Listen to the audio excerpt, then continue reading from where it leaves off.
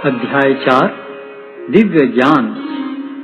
भगवान श्री कृष्ण ने कहा, मैंने इस अमर योग विद्या का उपदेश सूर्यदेव विवस्वान को दिया और विवस्वान ने मनुष्यों के पिता मनु को उपदेश दिया और मनु ने इसका उपदेश इक्ष्वाकु को दिया। आज मेरे द्वारा वही यह प्राचीन योग यानी परमेश्वर के साथ अपने संबंध का विज्ञान तुमसे कहा जा रहा है, क्योंकि तुम मेरे भक्त तथा मित्र हो। अतः तुम इस विज्ञान के दिव्य रहस्य को समझ सकते हो।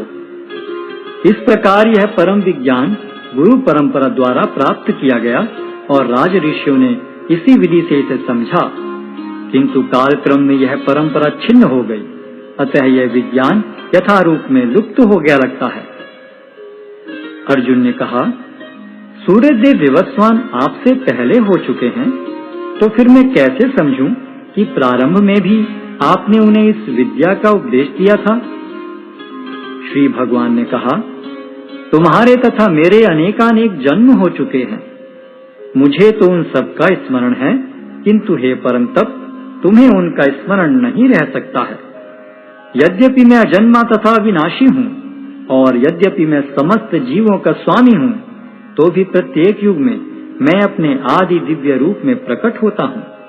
हे भरतवंशी, जब भी और जहाँ भी धर्म का पतन होता है और अधर्म की प्रधानता होने लगती है, तब तब मैं अवतार लेता हूँ। भक्तों का उद्धार करने, दुष्टों का विनाश करने तथा धर्म की फिर से स्थापना करने के लिए मैं हर युग में प्रकट होता हूँ। हे अर्जुन, जो मेरे आविर्भाव तथा कर्मों की दिव्य प्रकृति को जानता है, वह इस शरीर को छोड़ने पर इस भौतिक संसार में पुनः जन्म नहीं लेता, अपितु मेरे सनातन धाम को प्राप्त होता है। आसक्ति, भय तथा क्रोध से मुक्त होकर, मुझ में पूर्णतया तन्मय होकर और मेरी शरण में आकर बहुत से व्यक्ति भूतकाल में मेरे ज्ञान से पवित्र हो चुके हैं। इस प्रकार से उन सबों ने मेरे प्रति दिव्य प्रेम को प्राप्त किया है। जिस भाव से सारे लोग मेरी शरण ग्रहण करते हैं, उसी के अनुरूप मैं उन्हें फल देता हूँ। हे पार्थ, प्रत्येक व्यक्ति सभी प्रकार से मेरे पथ का अनुगमन करता है। इस संसार में मनुष्य सकाम कर्मों में सिद्धि चाहते हैं, फलस्वरूप वे देवताओं की पूजा करते हैं। निस्संदेह संसार में मनुष्य को सकाम कर्म का फल शीघ्र प्राप्त होता है।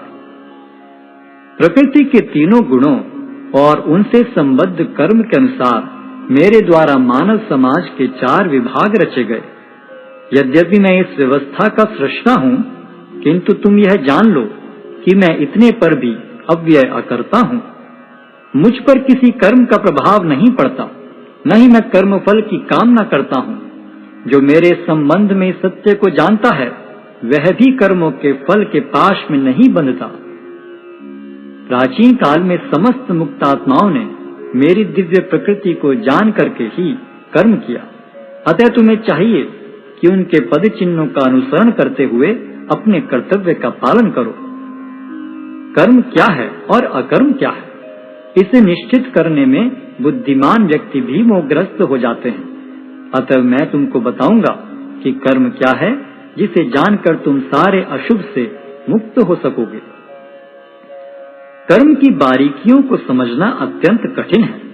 अतः मनुष्य को चाहिए कि वह यह ठीक से जाने कि कर्म क्या है, विकर्म क्या है और अकर्म क्या है।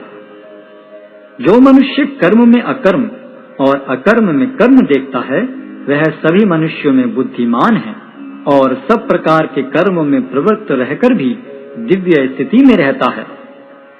जिस व्यक्ति का प्रत्येक प्रयास इंद्रिय तृप्ति की कामना से रहित होता है, उसे पूर्ण ज्ञानी समझा जाता है। उसे ही साधु पुरुष ऐसा करता कहते हैं, जिसने पूर्ण ज्ञान की अग्नि से कर्म फलों को भस्मसात कर दिया है। अपने कर्म फलों की सारी आसक्ति को त्याग कर सदैव संतुष्ट तथा स्वतंत्र रहकर वह सभी प्रकार के कार्यों में व्यस्त रहकर भी कोई सकाम कर्म नहीं करता।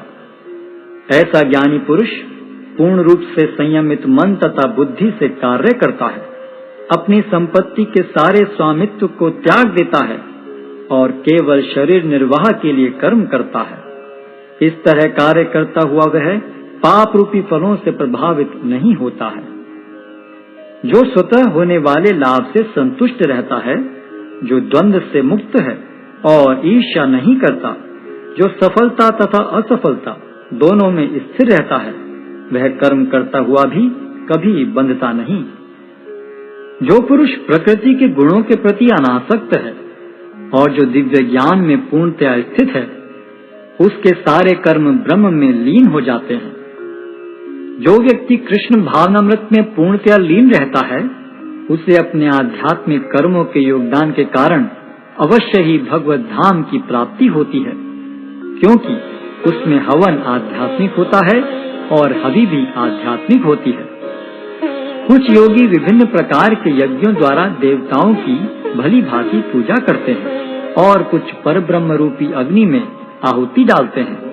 इनमें से कुछ विशुद्ध ब्रह्मचारी श्रवण आदि क्रियाओं तथा इंद्रियों को मन के नियंत्रण रूपी अग्नि में स्वाहा कर देते हैं, तो दूसरे लोग इंद्रिय विषयों को इंद्रियों की अग्नि में स्वाहा कर देते हैं। दूसरे जो मन तथा इंद्रियों को वश में करके आत्म साक्षात्कार करना चाहते हैं, संपूर्ण इंद्रियों तथा प्राण वायु के कार्यों को संयमित मन रूपी अग्नि में आहुति कर देते हैं। कठोर व्रत अंगीकार करके कुछ लोग अपनी संपत्ति का त्याग करके, कुछ कठिन तपस्या द्वारा, कुछ अष्टांग योग पद्धति के अभ्यास द्वारा अथवा दिव्य ज्ञान में उन्नति करने के लिए वेदों के अध्ययन द्वारा प्रबुद्ध बनते हैं।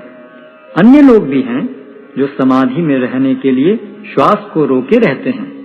वे अपान में प्राण को और प्राण में अपान को रोकने का अभ्यास करते हैं और अंत में प्राण अपान को रोककर समाधि में रहते हैं। अन्य योगी कम भोजन करके प्राण की प्राण में ही आहुति देते हैं। ये सभी यज्ञ करने वाले यज्ञों का अर्थ जानने के कारण पाप कर्मों से मुक्त हो जाते हैं और यज्ञों के फल रूपी अमृत को चखकर परम दिव्य आकाश की ओर बढ़ते जाते हैं। हे कुरुश्रेष्ठ, जब यज्ञ के बिना मनुष्य इस लोक में या तो इस जीवन में ही सुखपूर्वक नहीं रह सकता, तो फिर अगले जन्म में कैसे रह सकेगा। ये विभिन्न प्रकार के यज्ञ वेद सम्मत हैं और ये सभी विभिन्न प्रकार के कर्मों से उत्पन्न हैं। इन्हें इस रूप में जानने पर तुम मुक्त हो जाओगे। हे परंतप, द्रव्य यज्ञ से ज्ञान यज्ञ श्रेष्ठ है। हे पार्थ, अंततो गत्वा सारे कर्म यज्ञों का अवसान दिव्य ज्ञान में होता है।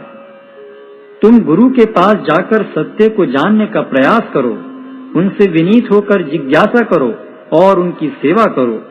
स्वरूप सिद्ध व्यक्ति तुम्हें ज्ञान प्रदान कर सकते हैं, क्योंकि उन्होंने सत्य का दर्शन किया है।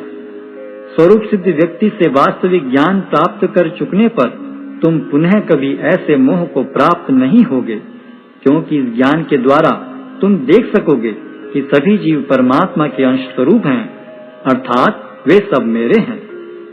यदि तुम्हें समस्त पापियों में भी सर्वाधिक पापी समझा जाए, तो भी तुम दिव्य ज्ञान रूपी नाव में होकर दुख सागर को पार करने में समर्थ होगे। जैसे प्रज्वलित अग्नि ईंधन को भस्म कर देती है, उसी तरह हे अर्जुन, ज्ञान रूपी अग्नि भौतिक कर्मों के समस्त फलों को जला डालती है। इस संसार में दिव्य ज्ञान के समान कुछ भी उदात्त तथा शुद्ध नहीं है। ऐसा ज्ञान समस्त योग का परिपक्व फल है। जो व्यक्ति भक्ति में सिद्ध हो जाता है, वह यथा समय अपने अंतर में इस ज्ञान का आस्वादन करता है। जो श्रद्धालु दिव्य ज्ञान में समर्पित हैं और जिसने इंद्रियों को वश में कर लिया है, वह इस ज्ञान को प्राप्त करने का अधिकारी है और इसे प्राप्त करते ही वह तुरंत आध्यात्मिक शांति को प्राप्त होता है। किंतु जो अज्ञानी तथा श्रद्धा विहीन व्यक्ति शास्त्रों में संदेह करते हैं, वे भगवत भावनामृत नहीं प्राप्त करते, अपितु नीचे गिर जाते हैं। संशयात्मा के लिए न तो इस लोक में न ही परलोक में कोई सुख है। जो व्यक्ति अपने कर्म फलों का परित्याग करते हुए भक्ति करता है और जिसके संशय दिव्य ज्ञान द्वारा विनष्ट हो चुके हैं, वही वास्तव में आत्मपरायण है। हे धनंजय, वह कर्मों के बंधन से नहीं बंधता। अतएव तुम्हारे हृदय में अज्ञान के कारण जो संशय उठे हैं, उन्हें ज्ञान रूपी शस्त्र से काट डालो। हे भारत, तुम योग से समन्वित होकर खड़े हो और युद्ध करो।